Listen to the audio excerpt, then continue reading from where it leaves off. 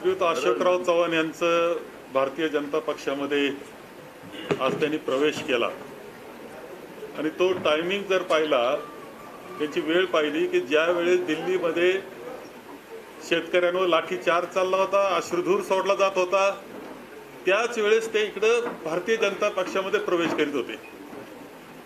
खरं त्यांचं आत्तापर्यंत राजकारणावर ते बोलले. राजकारण हे तत्वज्ञानाचं असतं, विचाराचं असतं.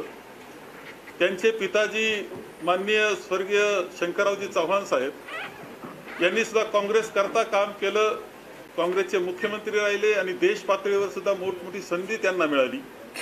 त्यानंतर त्यांचे चिरंजीव म्हणून यांना सुद्धा खूप वाव, खूप संधी ही काँग्रेसनं दिलेली आहे.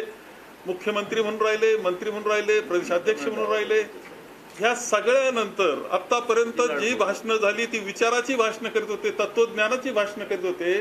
आता काँग्रेसच्या तत्वज्ञानामध्ये कोणता असा दोष निर्माण झाला की त्यांनी काँग्रेस सोडावी?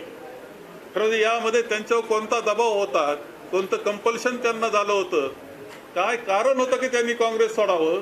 याचा अर्थ एक तर ते कोणत्या तरी दबावाखाली गेले किंवा कोणत्या तरी स्वार्थासाठी म्हणून त्यांनी काँग्रेस पक्ष सोडला आणि भारतीय जनता पक्षाकडे ते गेलेले आहेत दिसत आहे.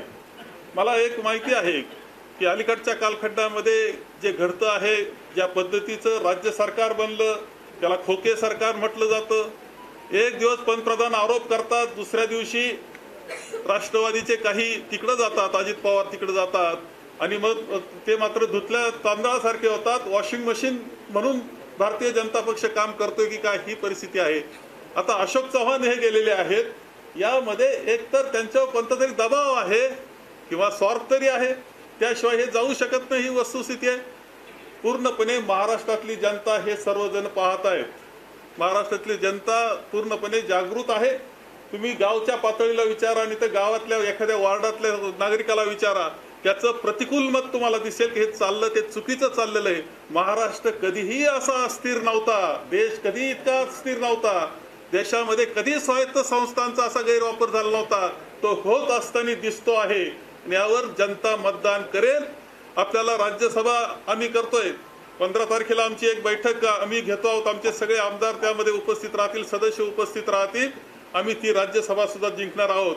या पलीकडे जाऊन लोकसभेला सुद्धा आघाडी म्हणून आमचं अत्यंत चांगल्या प्रकारचं आम्हाला जागा मिळाल्याशिवाय राहणार नाही. तो सांगतो सर्वे आहेत, सर्वे आणखी चांगले येतील याची खात्री मला आहे.